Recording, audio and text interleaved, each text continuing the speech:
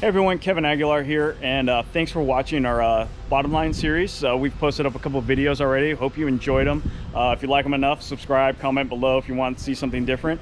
But we're here today with Ellie, Mopar Ellie, and she's got a cool little Ram here. She's going to be doing some stuff. So Ellie, why don't you tell us what you're doing? So today we are getting new wheels from Intro. I went to Los Angeles Billets for these. These are custom wheels, 22-inch. With the 22 because I didn't want it so big that it messes up the suspension.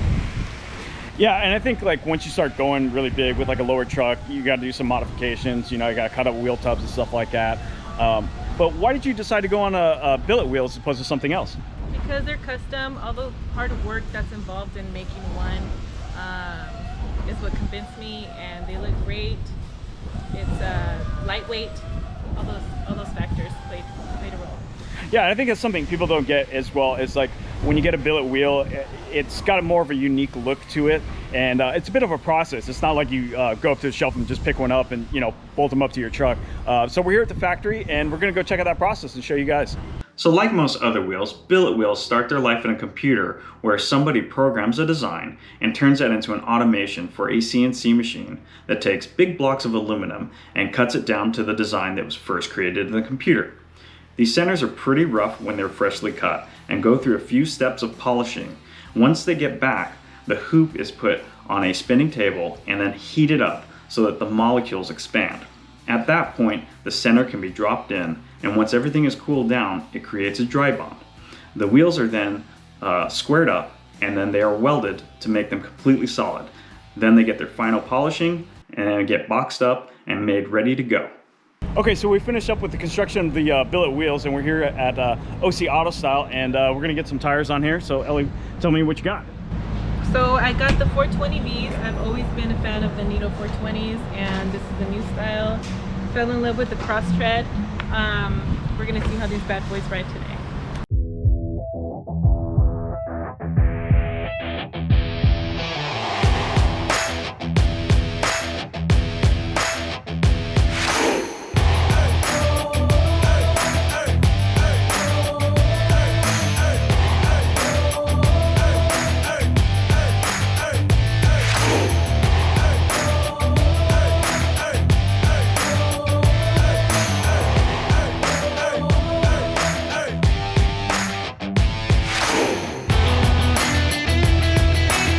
All right, well, we got the wheels and tires mounted up on the truck, and we took it for a little spin. I followed along, and it looked absolutely great rolling down the streets and the freeway. Ellie, tell me how you feel about the whole thing. The ride was absolutely amazing.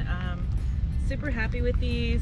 Though the sidewall is a lot smaller, the ride is smoother, and I also have better cornering, so I'm absolutely happy with these wheels and the new setup with the tires. So for your first time getting a set of billet wheels, what was the experience like? Firstly, it was very exciting. They asked if I had any modifications to my suspension, my differential, or my braking system. Luckily, I was only lowered, made it easier for me, but people that have heavily modified trucks, there is a lot of factors to take into consideration, but most manufacturers do have a fitment sheet. Well, that sounds really involved. But tell me, how long did the process take, and how much does a set of wheels like this cost? It took about 6 weeks, and the cost is around $4,000. Well, it seems kind of high, but then you take into consideration that these wheels are a little bit more unique than most others, and that really is, not that bad when you take that into consideration. Yeah. I think we talked before, and you had a little bit of a history with trucks and your family. Tell me a little bit more about that. Well, my mom owned a 86 C10.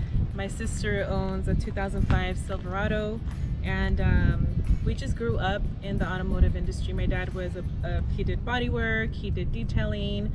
All our uncles are into body shop work, so it's just part of our family. And then you said like there was a lot of Chevys, you guys were into Chevys, yes, but then like you have a Ram, which is like in a totally different family. So yes. What happened there?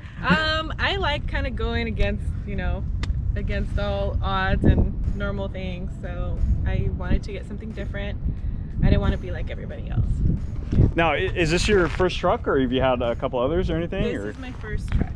What were your first mods to this truck when you got it? Was it brand new when you got it? It was not brand new. It actually was an agricultural truck in Liberty, Texas. and it came to California and I purchased it.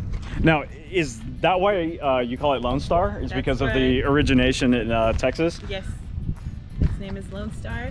The first mods I did was my air intake, and then I did my tune, catch can, fully built diff, and I recently did the rotors, and I lowered it and the wrap, as you can see, and then now the wheels. So it sounds like you did like most of the performance stuff first. Was there a certain reason for that, or? Yes, I'm into drag racing, so I wanted it to be ready, you know, so when I hit the track, that's why I got the gears.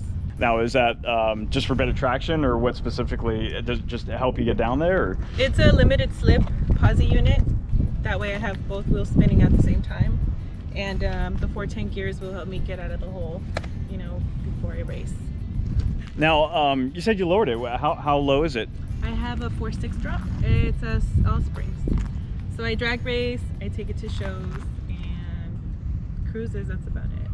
What's the reaction when, like, people, you know, guys must pass you by, or you must pass them by, and they see a chick driving a truck? Do you get like special reactions out of it? You know, like guys hounding you down or anything? Most of the time they think it's like a boyfriend or a husband's truck. They don't usually think it's mine. So. Well, now it looks like you got a custom wrap on here. With a little bit of a design, a camo design on here. I don't know, it looks kind of like a fighter plane. What do you have going on? I mean, what was the idea behind that? Well, I wanted to be different. I always thought that Rams kind of have a, you know, they kind of look like a shark. And so I went to Endless Auto Salon, and I gave them a little Photoshop I did with my truck of, you know, camouflage with the shark mouth. And we kind of co-created this wrap that you see here. And that includes like the little pin-up that's like, you know, again, it reminds me of a fighter plane, you know, from World War II and all that. So, and you said that came up from a truck coming from Texas. And was there any like crazy story about like getting the truck or anything? No, it wasn't. It was just, I don't know, I guess it was meant to be.